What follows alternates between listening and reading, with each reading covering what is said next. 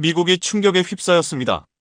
영국이 1조 원과 3년이라는 시간을 투자했음에도 포기한 전작기 캐터펄트 기술을 한국이 고작 4억 원으로 완성했기 때문입니다. 100명의 엔지니어들이 달려들어도 해내지 못했던 것을 단 5명이 성공했다는 사실은 모두를 놀라게 했습니다. 자기 부상 열차 기반 발사 장치라니 그건 불가능에 가깝다는 게 정설이었죠. 코웃음 치던 영국 기술자 데이비드는 시험장 앞에서 3초 만에 35톤의 무게가 솟아오르는 장면을 목격하곤 아무 말도 잇지 못했습니다. 더욱 놀라운 건 이 혁신이 4,500억 원짜리 실패 프로젝트의 잔해에서 탄생했다는 점이었습니다. 과연 이 과정에서 무슨 일이 벌어졌던 걸까요? 실패를 성공의 자산으로 바꾼 한국 엔지니어들의 반전 드라마, 지금부터 그 이야기를 들려드리겠습니다. 시작에 앞서 어디서 보고 계신지 댓글로 남겨주시면 감사하겠습니다. 1조 원, 바로 영국이 5년 동안 쏟아부은 예산이었습니다. 세계 최정 상급 엔지니어 100명을 투입하고 세계 최대 조선소의 역량까지 총동원했지만 결국 손을 들 수밖에 없었습니다. 반면 한국은 단 4억 원, 영국 투자액의 40%도 안 되는 금액이 전부였죠. 게다가 우리는 한 번 실패했던 팀이었습니다. 인천공항 자기 부상 열차 프로젝트로 4,500억 원을 날렸던 바로 그 팀이었죠. 그런데 2024년 10월 수요일 오후 2시 진해 해군기지 시험장에서 우리는 결국 해냈습니다. 35톤, 전투기 한 대와 맞먹는 무게였고 트럭 15대를 겹겹이 쌓은 무게와도 같았습니다. 저는 그 강철 덩어리가 시연장 한가운데서 우뚝 솟아오르는 모습을 바라보며 두 손바닥에 식은땀이 맺히는 걸 느꼈습니다. 정말 실현 가능한 일입니까? 데이비드 톰슨이 물었습니다.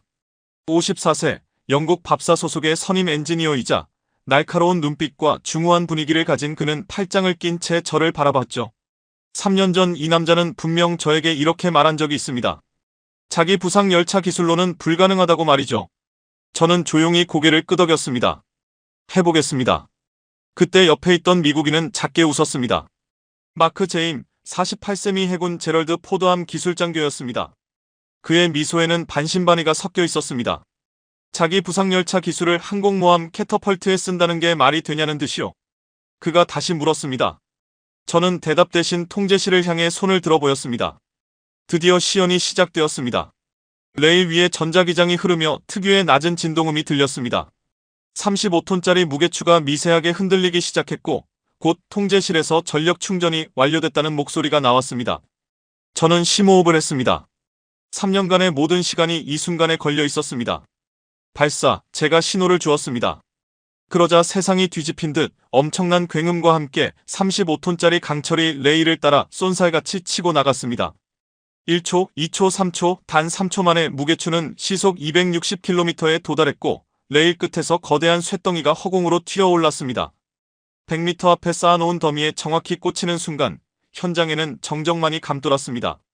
데이비드는 마치 얼어붙은 사람처럼 서 있었고 그의 입은 놀라움에 살짝 벌어져 있었습니다. 마크는 손에 들고 있던 태블릿을 떨어뜨릴 뻔했습니다. 어떻게 된 거죠? 데이비드가 조심스레 말을 이었습니다. 그의 목소리는 떨리고 있었습니다. 대체 어떻게 이런 일이 가능합니까? 저는 잠깐 그를 바라보다가 답을 건넸습니다. 3년 전 그는 저에게 자기 부상 기술로는 불가능하다고 했었죠. 하지만 지금 그의 표정은 믿을 수 없다는 놀라움 그 자체였습니다. 마크가 통제실로 달려갔습니다. 그는 엔지니어들에게 이것저것 질문하기 시작했죠. 데이터를 점검하고 센서를 확인하며 시스템을 다시 살펴봤습니다. 시스템에 문제가 있는 건가요? 그가 다시 와서 물었습니다. 아니면 데이터가 조작된 건가요? 마크의 목소리는 날이 서 있었습니다. 저는 그를 정면으로 바라봤습니다. 직접 확인해 보시겠어요? 제가 차분하게 말했습니다. 마크는 망설이다가 결국 고개를 끄덕였습니다. 두 번째 실험이 시작됐습니다. 이번에는 40톤이었죠. 결과는 같았습니다.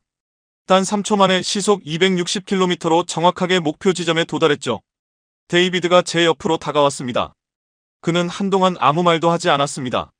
바람이 불었고 시험장 너머로 바닷냄새가 스며들었습니다. 우리가 서 있는데 그가 입을 열었습니다. 우리는 1조 원을 썼습니다. 5년을 쏟았고요. 그의 목소리는 힘이 빠져 있었습니다. 그런데 결국 포기했죠. 저는 그를 바라봤습니다. 그의 눈동자에는 복잡한 감정이 오갔습니다. 당신들은 4억으로 어떻게 해낸 겁니까? 제가 막 대답하려는 순간이었습니다. 제 휴대전화가 울렸습니다. 박 박사님이었어요. 국방과학연구소 프로젝트 총괄 책임자였습니다. 준혁 씨, 그의 목소리는 다소 긴장되어 있었습니다. 중국 대표단이 오늘 밤 도착합니다. 저는 눈을 감았습니다. 혹시 왕리입니까? 그렇다고 했습니다. 청와대를 통해 급히 면담 요청이 들어왔다고 했죠. 왕리, 2년 전 그 인물은 10억 달러를 제시했었습니다. 우리 기술을 사고 싶다고요. 하지만 거절한 뒤 시험장 근처에서 목격된 적이 있었죠. 또다시 제안하려는 겁니까? 제가 물었습니다. 아니라고 했습니다. 박 박사의 목소리가 더 낮아졌습니다. 이번엔 압박하러 옵니다. 데이비드가 제 표정 변화를 눈치챘는지 물었습니다. 무슨 일입니까? 저는 길게 숨을 내쉬었습니다. 이제부터 진짜 게임이 시작된 거예요. 제가 말했습니다. 데이비드가 이마를 찌푸렸습니다. 무슨 게임이요? 이 기술의 주인이 누가 될지에 관한 게임입니다. 마크가 다가왔습니다. 우리 대화를 듣고 있었던 듯합니다. 혹시 중국인가요? 그가 물었습니다. 저는 고개를 끄덕였습니다. 조심해야 합니다. 마크가 말했습니다. 그의 목소리는 무거웠습니다. 그들은 기술만 바라는 게 아닙니다. 하지만 이 이야기는 여기서부터가 아니라 3년 반 전으로 돌아가야 합니다. 2021년 2월 금요일 저녁 6시 한 통의 전화가 제 인생을 완전히 바꾼 그날로 말이죠. 이준혁 책임원님 맞으시죠? 낯선 목소리가 수화기 너머에서 들려왔습니다. 금요일 저녁 6시 저는 현대로템 연구소 책상에 앉아 있었습니다. 창밖으로 겨울 해가 지고 있었죠. 주변 책상들은 이미 텅 비어 있었습니다. 모두 퇴근했고 저만 남아 보고서를 정리하고 있었습니다. 인천공항 자기부상 열차 프로젝트 종료 보고서였죠. 맞습니다. 국방과학연구소 박성민입니다. 저는 순간 몸이 굳었습니다. 국방과학연구소는 5년 동안 한 번도 연락이 없던 곳이었습니다. 무슨 일로 연락하셨나요? 만나서 직접 얘기하고 싶습니다. 내일 시간 괜찮으신가요? 저는 잠시 망설였습니다. 국방 관련 일은 복잡하다고 들었습니다. 한번 발을 들이면 쉽게 나오기 어렵다는 말이 있었으니까요. 주제가 뭔지 여쭤봐도 될까요? 자기부상 열차입니다. 그 말을 들었을 때 저는 자연스럽게 어깨에 힘이 들어가는 걸 느꼈습니다. 자기부상 열차, 그 실패의 흔적이 저를 짓눌렀습니다. 이준혁 책임연구원님, 2015년부터 2020년까지 인천공항 자기부상 열차 프로젝트의 총괄 엔지니어셨죠? 네, 맞아요. 저는 그렇게 대답했습니다. 목소리가 단단하게 굳어 있었습니다.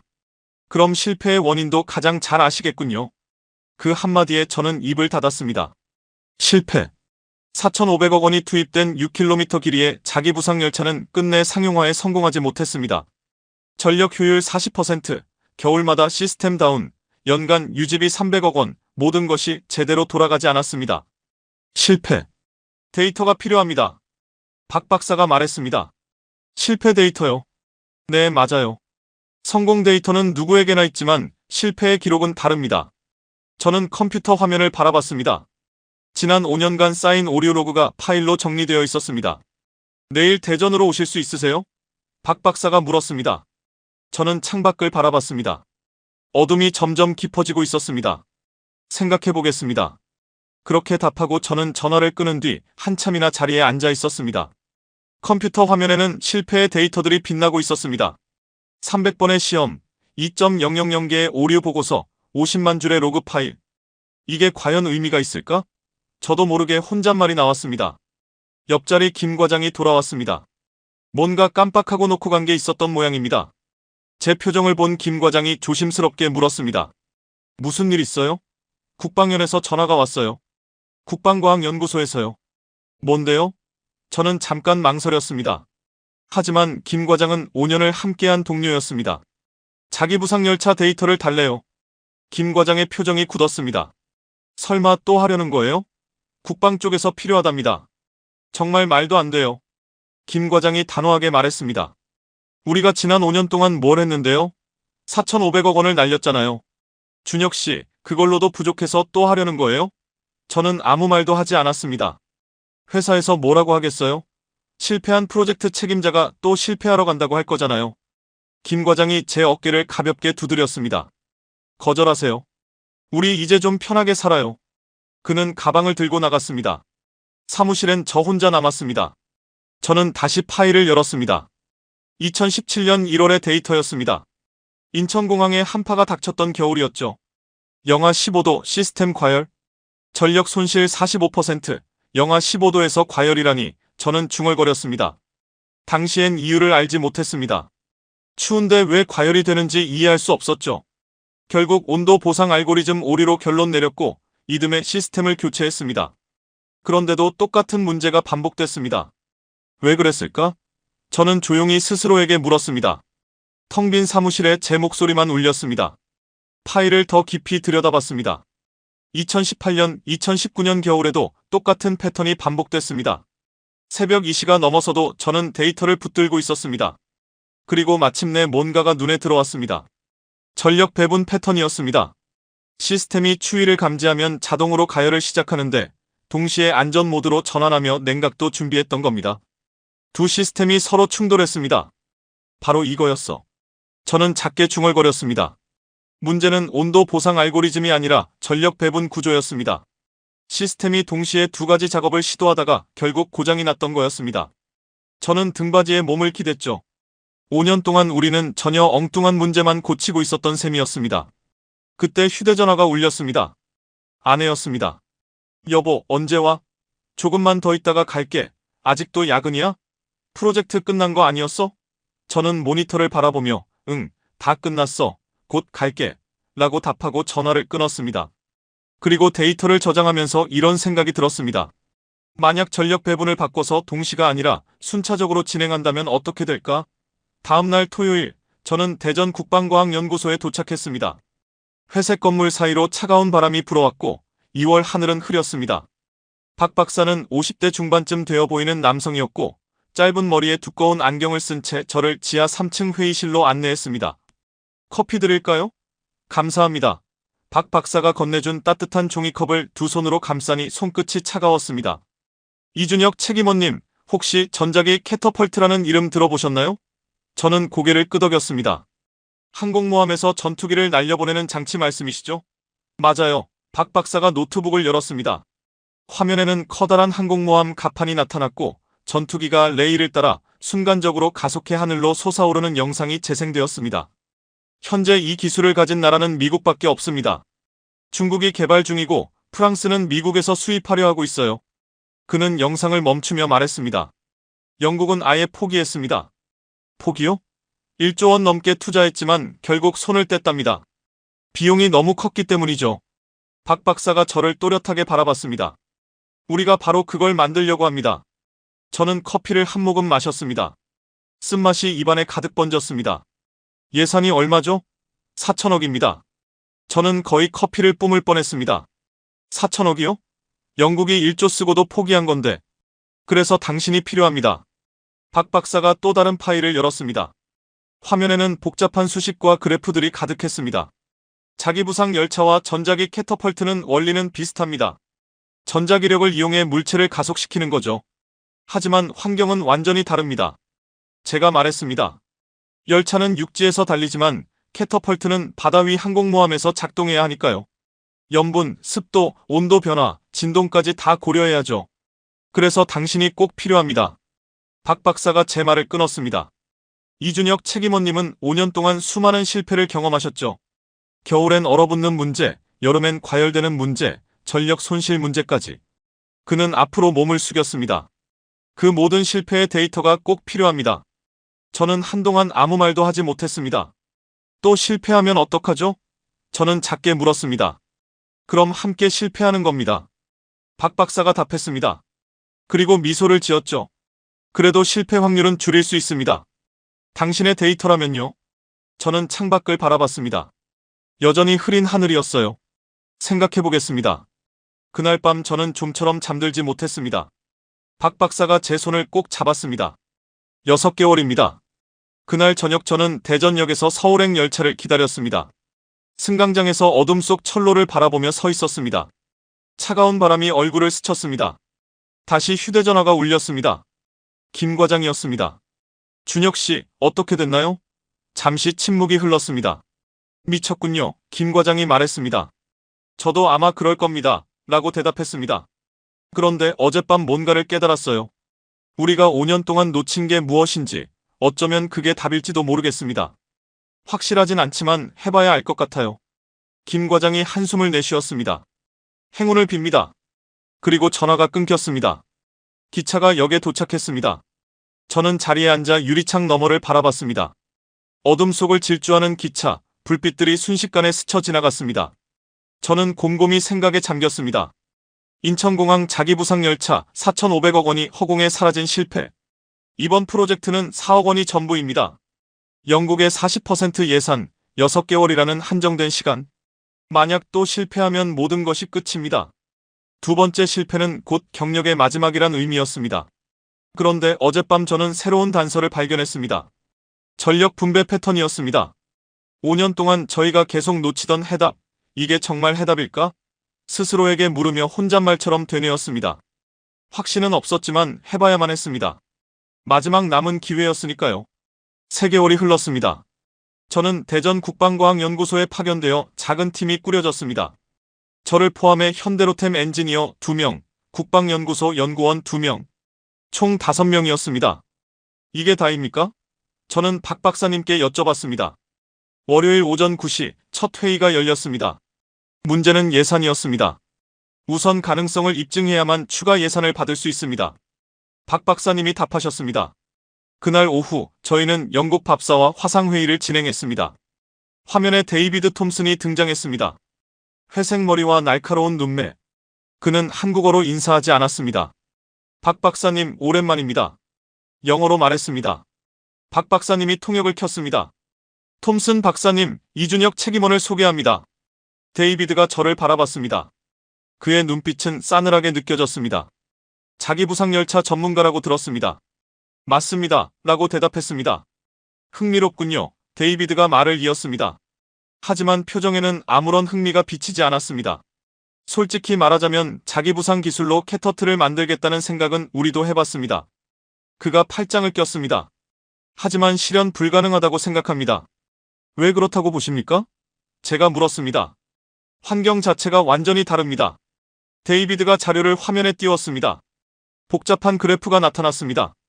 항공모함은 바다 위를 이동합니다. 온도 변화는 영하 20도에서 영상 50도까지, 염분은 시스템을 부식시키고 파도는 지속적으로 진동을 발생시킵니다. 그는 그래프를 가리켰습니다. 더구나 하중도 다릅니다. 자기부상 열차는 200톤짜리 열차를 서서히 가속시키지만 캐터트는 40톤 전투기를 3초 만에 시속 260km로 밀어 올려야 합니다. 저는 화면에서 눈을 떼지 못했습니다. 순간적으로 엄청난 전력이 필요합니다. 한 번의 사출에 평균 가정 100채가 하루 동안 쓸 전기가 들어갑니다. 데이비드가 이어 말했습니다. 우리는 3년간 연구했고 5억 원을 투입했습니다. 결론은 단 하나였습니다. 그가 저를 똑바로 응시했습니다. 전자기식 방식은 비용이 너무 큽니다. 차라리 증기식이 현실적입니다. 회의실에 정적이 흘렀습니다. 증기식은 미국의 기술입니다. 라고 제가 말했습니다. 맞아요. 그래서 미국에서 구매해야 합니다. 비용이 얼마나 드나요? 8억 원 정도 됩니다. 저는 숨을 크게 들이마셨습니다. 저희 예산의 2배였습니다. 거기에 기술 종속 문제도 있습니다. 박 박사님이 대화를 이었습니다. 유지보수와 업그레이드 모두 미국에 의존해야죠. 데이비드는 어깨를 으쓱했습니다. 그게 현실입니다. 우리 영국도 다르지 않습니다. 화상회의가 끝난 뒤 저는 창밖을 바라봤습니다. 5월 나무들이 푸르게 우거진 계절이었습니다. 어떻게 생각하십니까? 박 박사님이 물으셨습니다. 대답하기 전에 저는 팀원들을 살펴봤습니다. 이 연구원, 김 연구원 두 분 모두 30대 초반이었습니다. 틀린 말은 아닙니다. 제가 답했습니다. 그럼 여기서 그만둬야 할까요? 이 연구원이 물었습니다. 그의 목소리엔 안도감이 묻어 있었습니다. 아닙니다. 라고 대답했습니다. 하지만 어떻게 해야 할까요? 김 연구원이 끼어들었습니다. 영국이 3년 5억 100명으로 실패한 걸 우리가 6개월 4억 5명으로 해내야 하는 거죠. 저는 화이트보드 앞으로 가 마커를 집었습니다. 그들이 놓친 게 분명히 하나 있습니다. 제가 이야기했습니다. 이건 실패의 데이터입니다. 저는 칠판에 도표를 그렸습니다. 영국은 애초에 군사 목적에 맞게 설계했어요. 완벽한 시스템을 만들려 했죠. 그러나 우리에게는 인천공항에서 5년간의 좌절이 있었습니다. 연구원이 고개를 흔들었습니다. 그게 이점이 될 수 있나요? 실패가 장점인가요? 실패가 우리에게 주는 교훈이 뭔지 아십니까? 저는 질문했습니다. 바로 어떤 것이 작동하지 않는지를 알려준다는 점입니다. 그래서 우리는 같은 실수를 반복하지 않게 되죠. 저는 보드에 수치를 적었습니다. 인천공항 자기부상 열차 300회 테스트, 2000개의 결함. 그중 핵심적인 문제가 무엇이었는지 아십니까? 잠시 정적이 흘렀습니다. 바로 전력 분배였습니다. 시스템이 한꺼번에 너무 많은 기능을 처리하려고 했어요. 난방, 냉방, 가속, 제어, 이 모든 것이 동시에 이루어지려 했죠. 저는 팀원들을 바라봤습니다. 캐터트는 다릅니다. 단 3초만 버티면 됩니다. 그 3초 동안 모든 역량을 가속에 집중시키는 겁니다. 박 박사가 천천히 고개를 끄덕였습니다. 그렇다면 과열 문제는요? 발사 후 냉각시킵니다. 0. 5초간 과열은 시스템이 견딜 수 있습니다. 확신하십니까? 연구원이 되물었습니다. 아니요. 저는 진솔하게 답했습니다. 하지만 도전해볼 만한 가치가 있습니다. 김 연구원이 손을 들었습니다. 그래도 6개월은 무리 아닐까요? 영국은 3년이 걸렸어요. 그래서 3개월만 소요하겠습니다. 제가 답했습니다. 3개월이요? 설계 한 달, 제작 한 달, 시험 한 달, 남은 3개월은 예비로 두겠습니다. 박 박사가 말을 끊었습니다. 준혁 씨, 국방부는 6개월 뒤에 결과를 원합니다. 중간 보고 따위는 없습니다. 알고 있습니다. 저는 펜을 내려놓았습니다. 그래서 빨리 실패하든 빨리 성공하든 결론을 내야 해요. 회의실이 조용해졌습니다. 저는 동의할 수 없습니다. 연구원이 자리에서 일어섰습니다. 이건 도박입니다. 6개월 뒤에 실패하면 우리 모두 끝입니다. 맞습니다. 제가 답했습니다. 하지만 지금 포기하면 그 순간 끝입니다. 차라리 미국에서 사오는 게 낫지 않을까요? 김 연구원이 묻습니다. 8억이면 가져올 수 있어요. 안전하고 검증된 방식으로요. 그리고 영원히 종속됩니다. 제가 말했습니다. 고칠 때도 업그레이드할 때도 수출할 때도 미국의 허락을 받아야 해요. 저는 팀원들을 한 명씩 바라봤습니다. 저는 그런 운명이 싫습니다. 한번 실패했다고 또 실패할 거라 단정 짓는 시선도 싫습니다. 박 박사가 자리에서 일어났습니다. 준혁 씨 말이 옳습니다. 그러나 강요할 수 없습니다. 그는 팀원들을 둘러봤어요. 남고 싶은 분만 남으세요. 떠나고 싶으면 지금 떠나셔도 됩니다. 정막이 감돌았습니다. 연구원이 한숨을 쉬었습니다. 3개월 후에 다시 판단하겠습니다. 그가 말했습니다. 그때까지 최선을 다하겠습니다. 김 연구원도 고개를 끄덕였습니다. 하지만 저는 이미 알고 있었습니다. 이 팀이 오래 유지되진 못할 거란 걸요. 그날 저녁 저는 혼자 연구실에 남았습니다. 컴퓨터 앞에 앉아 인천공항 자기부상 데이터 파일을 다시 열었습니다. 5년간의 실패의 흔적이었죠. 300회의 실험, 2000번의 에러 보고서, 50만 줄의 로그. 이것이 해결책이 될 수 있을까? 저는 혼잣말로 중얼거렸습니다. 화면에 나타난 수치들을 바라봤어요. 겨울 실험 데이터, 여름 기록, 전력 손실 패턴, 과열 로그, 데이비드의 말이 떠올랐습니다. 환경, 하중, 전력이 다르지만 원리는 동일했습니다. 전자기력으로 물체를 움직이는 것. 저는 새 파일을 열었습니다. 전력 분배 알고리즘 V1이라는 이름을 붙였어요. 그리고 코딩을 시작했습니다. 자정이 넘었습니다. 새벽 2시, 저는 커피 한 잔을 더 마셨습니다. 손이 떨리고 피곤했지만 멈출 수 없었습니다. 이게 마지막 기회였으니까요. 두 번째 실패는 커리어의 끝이었습니다. 아내에게도 김 과장에게도 할 말이 없었죠. 그래도 포기할 순 없었습니다. 새벽 4시, 알고리즘 초안을 완성했습니다. 화면을 바라봤어요. 코드가 빛나고 있었습니다. 이게 과연 성공할까? 저는 속삭였습니다. 알 수 없었습니다. 저는 파일을 저장하고 연구실 불을 껐습니다. 빈 연구소를 떠나던 순간 저는 머릿속으로 많은 생각을 했습니다. 3개월 설계 한 달, 제작 한 달, 시험 한 달이라는 박 박사님과의 다짐이 있었습니다. 8월이 오면 이 프로그램이 진짜로 작동할지 아니면 다시 한번 좌절을 겪게 될지 판가름 날 것입니다. 영국에서는 이 과정이 3년이나 걸렸다고 했습니다. 거기선 1억에 100명이었지만 우리는 6개월 동안 4천억과 5명이 전부였습니다. 불가능처럼 느껴졌죠. 하지만 오히려 그 한계가 우리만의 무기가 될지도 모른다는 예감이 들었습니다. 아무것도 시작할 게 없으니 오히려 두려울 것도 없었던 겁니다. 그날 밤 저는 몰랐습니다. 8월의 첫 테스트가 엄청난 실패로 돌아올 줄은. 위기의 순간과 돌파구가 반복되고 3개월이 흘러갔습니다. 5월 새벽에 완성된 알고리즘은 6월의 설계도로 바뀌었고 레일 구조와 전자석 배열, 전력 공급 시스템 등 밤낮 없이 몰두하며 일했습니다. 7월이 되자 진해 해군기지에 100M 레일이 드디어 자리 잡았습니다. 자기 부상 열차 전부를 다시 설계해서 만들어낸 전자석들이 바닥에 길게 박혀 있었습니다. 그리고 마침내 8월 첫 실험의 날이 밝았습니다. 한여름 태양이 거칠게 내리쬐었고 진해 시험장의 바닥은 금방이라도 뜨거운 냄새를 풍겼습니다. 땀을 닦으며 레일을 바라봤습니다. 우리가 만든 발사기의 100M가 눈앞에 펼쳐져 있었죠. 석 달 전 약속이 눈앞에 실제로 펼쳐졌던 것입니다. 준비됐냐고 박 박사님이 물으셨고 저는 고개로 대답했습니다. 20톤 무게추 목표 거리 100M. 통제실에 연락을 했습니다. 이 연구원이 모니터 앞에 앉아 있었고 그의 손끝이 살짝 떨렸습니다. 3개월의 노력이 모두 이 순간에 담겨 있었습니다. 자기 부상 열차 데이터를 분석해 해양 환경에 맞춰 재설계하고 새로운 로직을 만들어냈습니다. 밤을 새운 횟수만 해도 28번이었습니다. 전력 충전 시작. 이 연구원이 말했고 레일 및 전자석들이 하나둘씩 깨어났습니다. 낮은 진동음이 감돌았고 20톤 철 무게추가 미세하게 떨기 시작했습니다. 충전 완료, 발사 준비. 그리고 발사. 제 말이 떨어지자 무게추가 움직이기 시작했습니다. 처음에는 순조로워 보였습니다. 가속도가 붙으며 속력이 오르고 레일 위를 번개처럼 질주했죠. 그런데 50m를 넘어선 순간 불꽃이 튀기 시작했습니다. 과열, 시스템이 과열됐다고 연구원이 외쳤습니다. 무게추가 급격히 느려지더니 결국 레일 끝에 닿지도 못하고 75m 지점에서 멈춰버렸습니다. 그리고 연기가 피어올랐습니다. 저는 재빨리 달려갔습니다.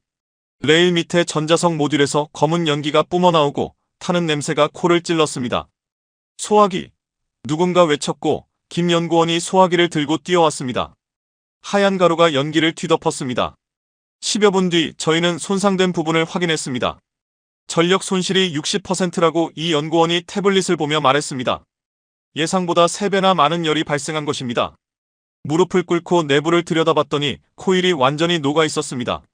냉각 시스템이 제 기능을 못한 거죠. 제가 조용히 말했습니다. 목소리에 힘이 빠져 있었습니다. 박 박사님이 곁에 서서 다시 시도할 수 있냐고 물으셨습니다. 전부 교체해야 하니 일주일 걸린다고 답했습니다. 그럼 일주일 후에 다시 하자고 하셨습니다. 그런데 진짜 문제는 따로 있었습니다. 그날 밤 데이비드에게서 메일이 도착했습니다. 시험 결과가 어떻게 됐는지 궁금하다는 내용이었습니다. 뭐라고 답해야 할지 몰라서 답장하지 못했습니다. 다음 날 두 번째 메일이 왔습니다. 미리 말씀드렸지만 자기 부상 기술로는 불가능하다고 열 발생 문제를 해결할 수 없다고 적혀 있었습니다. 노트북을 덮었습니다. 일주일이 지나 두 번째 실험을 했습니다. 이번엔 냉각 시스템을 한층 보강했습니다. 더 큰 팬, 더 많은 냉각수, 두꺼운 방열판까지 준비했지만 결과는 크게 다르지 않았습니다. 무게추가 80m까지는 나아갔지만 시스템이 또다시 과열되었습니다. 이준혁 책임원 박 박사님이 저를 불렀고 표정은 굳어 있었습니다. 국방부에서 연락이 왔다며 3개월 내에 뚜렷한 성과가 없으면 프로젝트가 중단된다고 했습니다. 남은 시간은 이제 3개월뿐이었습니다. 그날 밤 저는 홀로 시험장에 남았습니다. 한여름 밤인데도 바람은 꽤 차가웠습니다. 바다에서 파도 소리가 은은하게 들려왔습니다. 레일 위에 앉아 왜 잘 안 되는 걸까 혼잣말을 했습니다. 자기 부상 열차도 전자기력을 활용하고 캐터펄트 역시 원리는 똑같았으니까요. 뭔가 본질적으로 다르게 느껴졌던 순간이었어요. 갑자기 휴대폰 진동이 울려서 확인해보니 김연구원이었습니다. 팀장님, 퇴사 의사서를 제출하려 합니다. 그 목소리에 떨림이 느껴져서 저는 잠시 눈을 감고 생각에 잠겼죠. 이미 여러 번 고민해본 문제였습니다. 이대로는 안 된다는 결론뿐이었어요. 김연구원의 말이 이어졌습니다. 3달 뒤면 이 프로젝트는 멈추게 되고 우리 모두 실패자가 됩니다.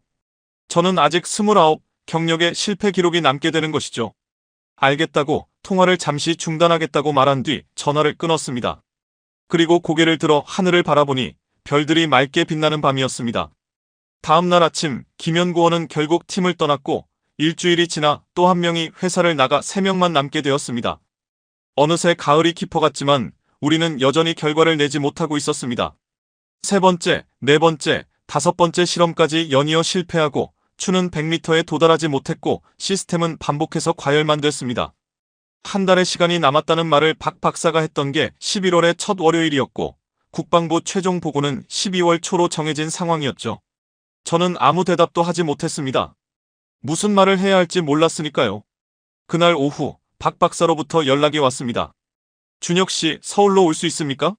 무슨 일 때문인지 묻자 설명이 길다며 일단 오라고 했습니다. 다음날 저는 강남의 한 호텔에서 박 박사를 만났고 그의 표정은 매우 무거웠습니다. 곧 왕리라는 인물을 만나게 된다고 했죠. 누구인지 묻자 중국 국방과학원 연구원이라는 설명이 돌아왔습니다. 저는 한순간 멈칫했습니다. 중국이라니? 청와대를 통해 공식 면담 요청이 왔고 거절할 수 없었다고 덧붙였습니다. 15층까지 엘리베이터를 타고 올라가 복도를 따라 걸으니 카펫 밟는 소리만 울렸고 1500호 앞에서 박 박사가 문을 두드리자 바로 열렸습니다. 왕리는 40대 중반쯤의 남성, 짧은 머리와 검은 양복 차림에 미소를 지으며 악수를 청했습니다. 반갑다며 한국어로 인사했는데 비록 억양은 있었지만 상당히 유창했습니다. 이준혁 팀장님이 맞으신가요? 네, 저희는 소파에 나란히 앉았고 창밖으론 서울의 야경이 펼쳐졌습니다. 바로 본론부터 이야기하겠습니다. 라는 말에 박 박사와 저는 동시에 놀란 표정이었습니다. 귀하의 전작 캐터펄트 프로젝트에 대해 파악하고 있습니다. 어떻게 알았냐고 묻기도 전에 왕리는 어렵지 않다고, 진내 시험장은 해안에 위치해 우리 위성이 그 위를 지나간다고 웃으며 설명했습니다. 그는 태블릿을 꺼내 위성 사진을 보여줬고 레일의 윤곽이 뚜렷하게 드러났습니다. 최근 5번의 시험이 모두 실패했다는 사실도 정확히 알고 있었습니다. 시스템 과열, 무게추 100m 미달 등 모든 정보가 그의 손에 있었습니다. 왕리는 태블릿을 내려놓고 도움을 줄 수 있다고 말했습니다. 어떤 의미냐고 박 박사가 묻자 기술 협력이라 답했죠. 중국은 이미 차세대 캐터펄트를 개발 중이며 곧 푸젠함에 장착될 예정이라며 저를 똑바로 바라봤습니다. 우리의 기술을 공유할 테니 대신 한국의 자기 부상 데이터가 필요하다. 그리고 10억 달러도 지급하겠다고 덧붙였습니다. 박 박사는 곧바로 일어나 이건 국가 안보의 영역이라고 했고 왕리는 충분히 이해한다며 그래서 제안하는 것이라 천천히 답했습니다. 한국 혼자서는 미국을 따라잡기 어렵지만 중국과 손잡으면 다르다며 자리에서 일어섰습니다. 저는 그의 차가운 눈빛을 피하지 않고 바라봤습니다. 12월이 오면 프로젝트가 멈추고 4억 원의 예산이 증발한다는 점도 강조했습니다. 왕리는 명함을 내밀며 일주일 내로 결정을 내려달라고 했습니다. 호텔을 나오는 길에 박 박사가 절대로 불가하다며 단호히 말했고 저도 고개를 끄덕였습니다. 그렇지만 그 유혹은 분명 컸습니다. 박 박사가 농담이라고 했지만 저는 씁쓸한 웃음을 지었습니다. 남아있는 팀원들의 심정은 또 다를 수 있다는 생각이 들어 그날 밤 숙소로 돌아와 침대에 누워 천장을 멍하니 바라봤습니다. 10억 달러, 1조 원이 넘는 돈, 그 순간 다시 핸드폰이 울렸습니다. 모르는 번호로 전화가 왔습니다. 여보세요 하고 받으니 이준혁 책임원님의 익숙지 않은 목소리가 들렸습니다. 국가정보원입니다. 그는 짧게 신분을 밝히고 말을 이었습니다. 왕리와 만났습니까? 네, 조심하십시오. 그들은 단순히 기술만 탐내는 게 아닙니다. 무슨 뜻이죠? 하고 되묻자 그는 이어서 말했습니다. 사람도 원합니다. 그리고 바로 전화를 끊었습니다. 저는 한동안 핸드폰을 바라봤고 이윽고 왕리가 준 명함을 꺼내 들었습니다. 쓰레기통에 던지려다 멈춰섰고 그냥 지갑 속에 넣었습니다. 왜 그런지는 저도 알 수 없었습니다. 12월이 지나가고 프로젝트는 중단되지 않았습니다. 박 박사님께서 국방부를 설득해 3개월만 더 시간을 달라고 애원하셨고 국방부도 마지못해 마지막이라는 조건으로 승인을 내주었습니다. 1월에도 우리는 실패했습니다. 6번째, 7번째 시험 모두 결과는 같았습니다. 2월이 오고 대전에 눈이 쏟아졌습니다. 연구소 창밖으로 펼쳐진 하얀 세상을 바라보며 저는 컴퓨터 앞에 앉아 있었습니다. 새벽 3시 사무실엔 저 혼자뿐이었습니다. 화면엔 인천공항 자기부상 열차의 데이터가 떠 있었고 5년치 기록을 뒤지다가 겨울철 데이터 파일을 열었습니다. 2017년 1월 인천공항에 한파가 찾아와 영하 15도까지 기온이 떨어지자 자기부상 열차가 멈췄던 기록이 보였습니다. 전력 손실 45%, 시스템 과열, 전부 손상됐다는 로그. 저는 잠깐 멈춰서 과열이라는 부분을 다시 확인했습니다. 영하 15도의 과열이 발생했다는 게 이상했습니다. 손가락이 떨리면서 마우스를 클릭해 세부 로그를 열었습니다. 온도 보상 알고리즘의 오류, 냉각 시스템이 과하게 동작했다는 기록. 저는 순간 숨을 멈췄습니다. 시스템이 영하 15도를 감지하고 가열 모드로 전환하려 한 것이 원인이었고 순간적으로 전력이 몰리면서 오히려 과열이 발생했던 겁니다. 냉각 시스템은 이를 인식하고 최대로 가동됐고 그로 인해 전력 손실이 45%까지 치솟았습니다. 저는 계속 데이터를 분석했습니다. 2017년 2월, 2018년 1월, 2019년 12월, 겨울마다 같은 패턴이 반복된다는 걸 발견하고 드디어 깨달았습니다. 문제가 온도 보상 알고리즘이 아니라 전력 배분이라는 사실을 저는 혼잣말로 중얼거렸습니다. 전력 분배가 문제였구나. 새벽 4시에 박 박사님께 전화를 걸었습니다. 박사님, 찾았습니다. 뭘 찾았습니까? 그는 졸린 목소리로 물었습니다. 답을 찾았습니다. 저는 짧게 답하고 다음날 긴급회의가 소집됐습니다. 문제는 전력 배분. 저는 화이트보드에 그림을 그리며 설명했습니다. 캐터펄트는 찰나에 막대한 전력이 필요하지만 우리 시스템은 냉각에도 상당한 전력이 소모되고 있었습니다. 이 연구원이 고개를 끄덕였습니다. 결국 중요한 순간에 필요한 전력이 부족했던 거죠. 맞습니다.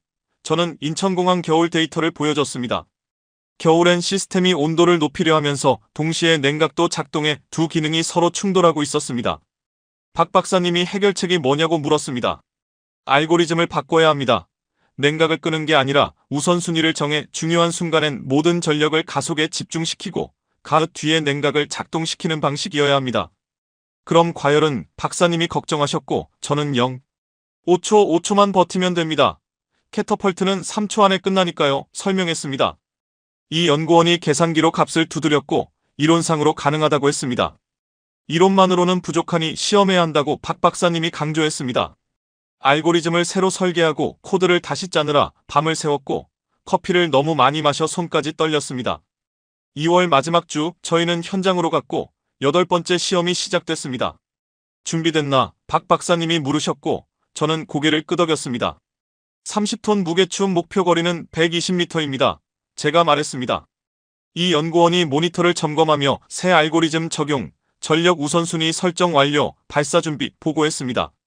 저는 숨을 깊이 들이마시고 발사 명령했습니다. 무게추가 움직이기 시작해 가속 50m 지점에서 불꽃이 튀었지만 이번엔 시스템이 멈추지 않았고 75m에서 연기가 피어올랐으나 무게추는 계속 달렸습니다. 100m를 통과하고 120m 모래더미에 정확히 박혔을 때 모두 숨을 죽였습니다. 성공입니다. 이 연구원이 소리쳤고 저는 그 자리에 주저앉고 말았습니다. 다리에 힘이 풀려 주저앉을 뻔했습니다. 박 박사님이 제 등을 두드리며 미소를 보냈습니다. 결국 우리는 해냈다는 실감이 밀려왔습니다. 그날 저녁 저는 데이비드에게 메일을 띄웠습니다. 30톤급 사출에 성공했다고 알리고 곧바로 데이터를 첨부하겠다고 적었습니다. 사흘 동안 아무 연락이 없었습니다. 나흘째 되는 날 밤 드디어 화상회의 알림이 떴습니다. 화면이 켜지자 데이비드가 등장했습니다. 그의 얼굴에는 긴장감이 가득했습니다. 데이터를 확인했다며 그가 말문을 열었습니다. 믿기 어렵다는 표정이 역력했습니다. 직접 와서 확인해 볼 수 있겠냐고 물었습니다. 제가 대답을 기다리자 데이비드는 한참을 말없이 있었습니다. 6월에 방문하겠다는 답이 돌아왔습니다. 그리고 팀도 함께 온다고 했습니다. 통화가 끝난 뒤 저는 창밖 풍경을 바라보았습니다. 겨울의 끝자락이 지나고 있었습니다. 따뜻한 봄 기운이 스며들고 있었죠. 진심 어린 인정과 예상치 못한 반전의 순간, 인천공항에 비행기가 도착한 건 수요일 오후 2시였습니다. 저는 국제선 출구 앞에서 데이비드를 기다렸고 박 박사님과 이 연구원도 나와 있었습니다. 저쪽에 온다고 이 연구원이 알려주었습니다. 데이비드가 다가오고 있었고 그 뒤로 3명이 더 따라왔는데 전부 밥사에서 온 엔지니어들이었습니다. 오랜만이라며 데이비드가 먼저 손을 내밀었습니다. 그의 손끝이 차갑게 느껴졌습니다. 한국은 처음이라며 인사를 건넸고 박 박사님이 환영의 말을 전했습니다. 우리는 곧장 차량에 올라 진내로 향했습니다. 3시간 넘게 달리는 길이었습니다. 차 안에서 데이비드는 궁금한 점을 연이어 물었습니다. 온도 보정 문제는 어떻게 해결했는지 묻자 전력 분배 방식을 바꿨다고 답했습니다. 냉각과 가속을 동시에 하지 않고 순차적으로 처리했다고 설명했습니다. 과열은 어떻게 방지했느냐는 질문에 5초만 견디면 된다고 말했고 사출 직후 즉시 냉각한다는 부연도 더했습니다. 데이비드는 머리를 저으며 그렇게 하면 모듈이 손상될 거라 했지만 실제로는 손상되지 않았다고 태블릿을 꺼내 실제 데이터를 보여줬습니다. 총 67번 테스트를 진행했고 모듈 교체는 5차례뿐이었다고 했습니다. 데이비드가 꼼꼼하게 데이터를 살폈고 얼굴이 굳어진 모습이었습니다. 목요일 오전 10시 진내 시험장에 도착했습니다. 바닷바람이 불어왔고 데이비드와 영국팀은 레일을 따라 걸으며 시스템을 확인했습니다. 한 엔지니어가 모듈이 생각보다 작다며 감탄했고 우리도 크기는 비슷하다고 했습니다. 자기 부상 열차에 사용하던 기술임을 설명했고 소형화로 다양한 환경에 적합하다고 밝혔습니다. 데이비드가 전자석을 만지며 전력 공급원을 물었고 선박의 가스터빈을 이용한다고 답했습니다. 별도의 원자로는 필요 없다고 하자 데이비드는 불가능하다며 고개를 저었습니다. 가스터빈 출력만으로는 부족하다고 했지만 보여주겠다며 시연을 준비했습니다. 오후 1시 드디어 시연이 시작됐고 35톤 무게추가 레일 위에 올려졌습니다. 목표 거리는 130m라고 설명했습니다. 데이비드는 모니터 앞에서 모든 데이터를 실시간으로 확인하길 원했습니다. 이 연구원이 전력 충전 시작을 알렸고 레일이 움직이기 시작했습니다. 웅장한 소리가 퍼지며 충전이 완료됐고 발사 준비에 들어갔습니다. 저는 데이비드를 바라봤고 그의 시선은 오로지 화면에 고정돼 있었습니다. 발사 명령과 동시에 무게추가 순식간에 날아올랐습니다. 1초, 2초, 3초 만에 시속 260km에 도달했고 레일을 따라 번개처럼 질주해 정확히 130m 지점의 모래더미에 꽂혔습니다. 데이비드는 얼어붙은 듯한 표정으로 화면을 응시했고 입술이 살짝 벌어져 있었습니다. 이 연구원이 전력 효율 85%, 열 발생 정상, 모듈 상태 양호라고 데이터를 읽었습니다. 데이비드가 저를 바라봤습니다. 어떻게 했냐고 그의 목소리가 떨렸습니다. 어떻게 이런 결과가 가능한지 의문을 던졌습니다. 인천공항 자기부상 열차에서 얻은 해법이라고 답했습니다. 5년간 실패만 반복했던 그 데이터가 열쇠였습니다. 데이비드는 고개를 흔들며 자신들은 미처 생각하지 못했다고 했고 레일 쪽으로 걸어갔습니다. 영국 엔지니어들도 그를 따랐습니다. 저는 박 박사님을 바라봤고 그가 잔잔히 미소 지었습니다. 저녁이 되어 진내의 한 횟집에서 영국 팀과 마주 앉아 식사를 시작했습니다. 회가 차려지고 소주가 올랐습니다. 데이비드가 소주잔을 들며 솔직히 말하겠다고 했습니다. 모든 예측이 완전히 뒤집혔다며 한 잔을 들이켰습니다. 순간 얼굴을 찡그렸고 독하다고 말하자 모두 웃음이 터졌습니다. 데이비드는 우리 모두 처음부터 군사적 용도만 생각해왔고 항공모함에 맞춰 강력한 출력을 염두에 두고 설계해왔다고 털어놨습니다. 그는 젓가락으로 회 한 점을 집었습니다. 당신들은 예상과 다르게 결정했죠. 민간 분야의 혁신 기술을 군용으로 옮긴 사례입니다. 선택의 폭이 넓지 않았습니다. 나는 대답했습니다. 예산이 4억밖에 배정되지 않았거든요. 오히려 그 한계가 우리에게 기회가 됐습니다. 데이비드는 작고 효율적이며 관리도 간편하다고 평했습니다. 내 쪽을 바라보더니 한 가지 물어봐도 될지 조심스럽게 묻더군요. 말해보시죠. 왜 쉽게 포기하지 않았죠? 나는 소주를 가득 채우며 말했습니다. 포기란 나에게 있을 수 없는 일이었어요. 나의 답변이었죠. 이미 한 번 실패를 겪었으니까요. 데이비드는 고개를 천천히 끄덕였습니다. 두 번째 실패는 용납할 수 없었단 말이군요. 맞아요. 그날 밤 숙소방에 앉아 창밖을 바라보았죠. 진내의 넓은 앞바다가 한눈에 들어왔고 은빛 달빛이 파도 위에서 반짝이고 있었습니다. 휴대폰 진동이 울려서 화면을 보니 박 박사님이셨죠. 준혁 씨, 좋은 소식입니다. 무슨 일입니까? 미국 해군에서 방한을 희망한다는 연락이 왔어요. 숨이 절로 깊어졌습니다. 언제라고 합니까? 내년 3월이라더군요. 3월의 진내 바람은 여전히 차가웠습니다. 미국 해군 기술진이 진내 시험장에 도착했죠. 모두 5명이었습니다. 맨 앞에 선 사람은 마크 제임슨이었고 48세 포드함의 기술 장교였습니다. 그 뒤에는 4명의 엔지니어가 뒤따랐습니다. 만나서 반갑습니다. 마크가 힘차게 악수를 건넸죠. 그의 손끝에서 단단한 신뢰가 느껴졌습니다. 포드함 이야기를 여러 번 들었습니다. 내가 웃으며 말하니 마크도 미소를 보였습니다. 솔직히 우리 시스템도 완전하지 않아요. 초창기에는 문제도 많았죠. 통제실로 이동했습니다. 당신들 시스템을 직접 보고 싶군요.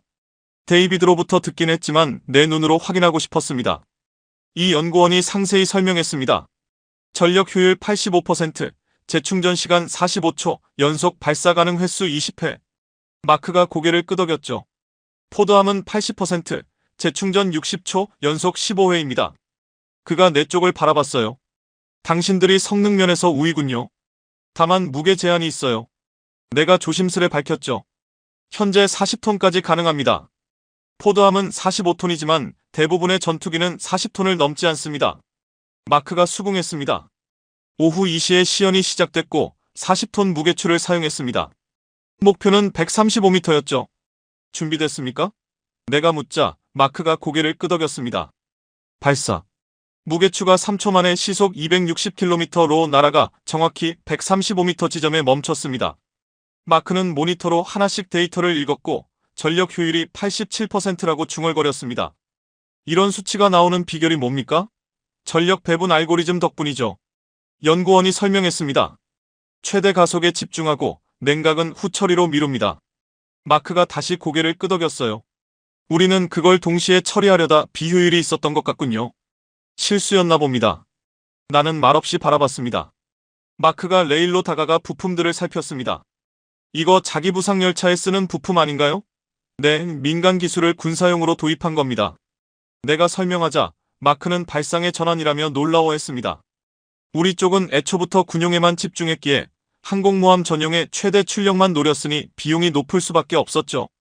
박 박사가 이야기했습니다. 우린 예산 제약 때문에 다른 해법을 찾을 수밖에 없었어요.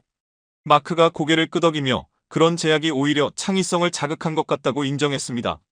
저녁 식사는 서울의 한 레스토랑에서 미국 팀과 함께했죠. 제안이 있습니다.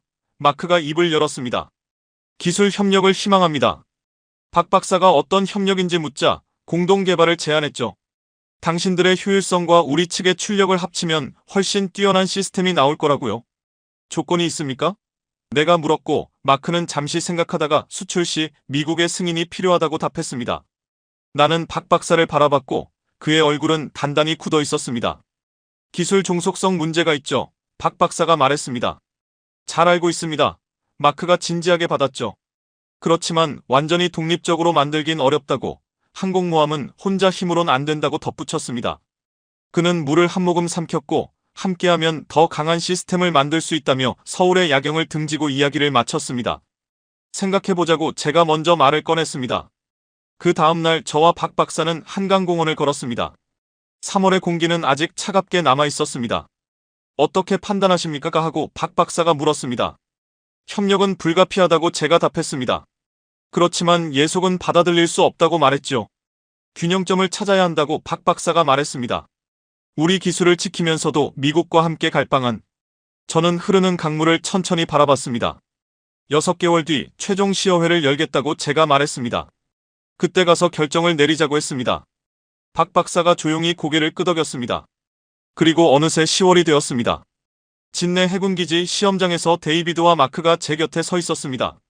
35톤 사출에 성공한 뒤 저희는 40톤 시험을 준비하고 있었습니다. 이번이 마지막이라고 제가 말했습니다. 40톤 목표리 140m라고 했을 때 데이비드가 말했습니다. 성공하면 세계에서 세 번째라고, 미국과 중국 다음이라고 마크가 덧붙였습니다. 저는 통제실을 향해 손을 들어 발사 준비라고 외쳤습니다.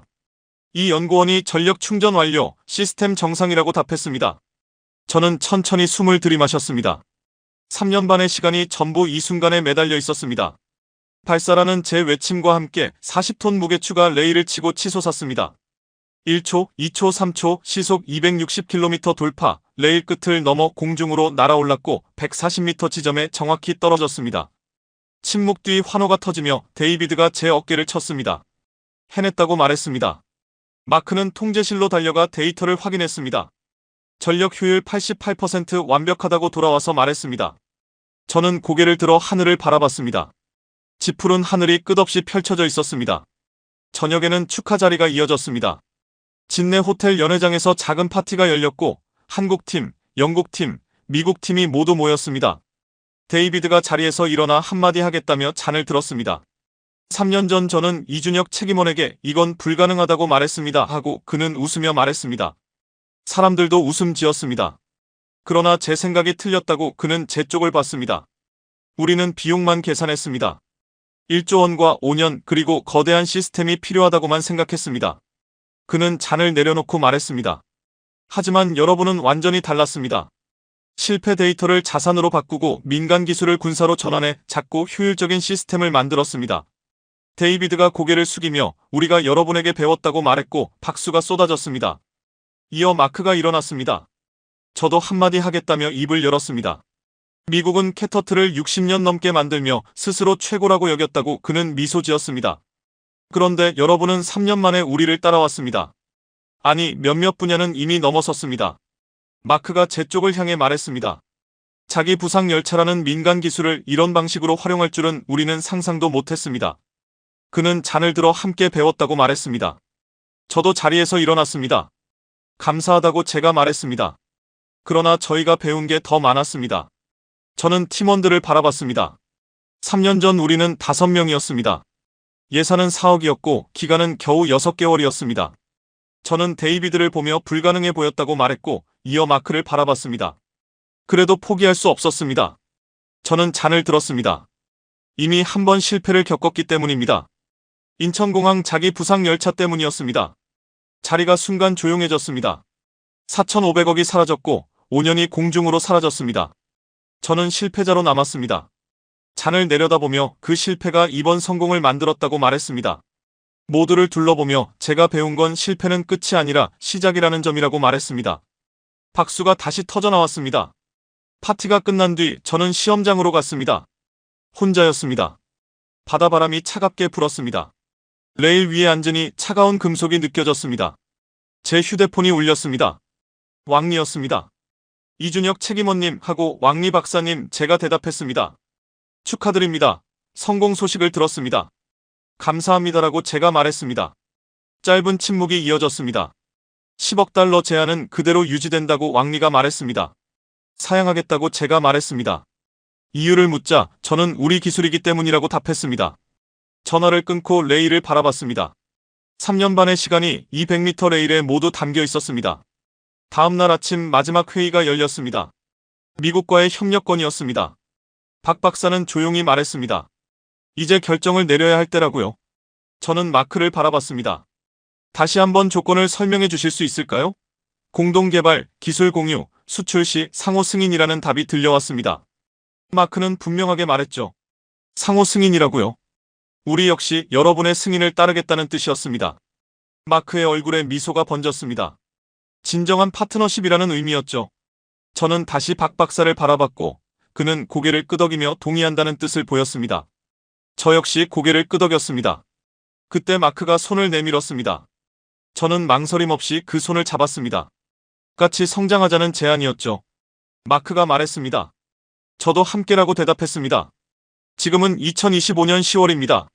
하지만 우리의 이야기는 여기서 끝나지 않았습니다. 2031년 드디어 한국형 항공모함이 진수될 예정입니다. 4만 톤급 전투기 20대를 싣고 전자기 캐터펄트 시스템까지 장착될 겁니다. 바로 우리가 만든 캐터펄트, 3년 반 동안 3명이 팀을 이루어 4억 원으로 완성해낸 그 장치입니다. 준혁 씨, 박 박사가 저를 불렀습니다. 이제 다음 프로젝트로 넘어가야 한다고요. 그는 저에게 새로운 자료를 건넸습니다. 무인기 전용 캐터펄트였죠. 10톤급 무인기를 연속 50회 발사할 수 있어야 했습니다. 자료를 펼쳐보니 예산은 고작 2억 원, 저는 다시 웃음이 나왔습니다. 역시 쉽지 않겠구나 싶었죠. 박 박사도 웃으며 저를 바라봤습니다. 저는 잠시 창밖으로 시선을 돌렸습니다. 가을에 푸른 하늘이 펼쳐져 있었죠. 그리고 생각했습니다. 4,500억의 실패가 4억의 성공으로 이어졌고 이제 2억으로 또 어떤 결과가 나올지 궁금해졌습니다. 물론 아직 알 수 없지만 한 가지는 확실합니다. 실패는 끝이 아니라 출발점이라는 것, 그리고 작은 나라, 제한된 예산과 인력으로도 세계를 놀라게 할 수 있다는 사실입니다. 저는 자료를 덮었습니다. 시작하자고 말했죠. 그렇게 우리의 또 다른 도전이 시작되었습니다. 지금까지 진 해군기지에서 세계를 놀라게 한 한국 엔지니어들의 이야기를 전해드렸습니다. 실패가 끝이 아닌 출발점임을, 적은 예산과 인원으로도 세계를 바꿀 수 있다는 사실을 보여준 이들의 도전이 더 많은 분들께 전달되기를 바라며 이 영상을 공유해 주시길 부탁드립니다. 실패를 두려워하지 않는 용기, 바로 이것이 대한민국의 미래를 만들어갑니다.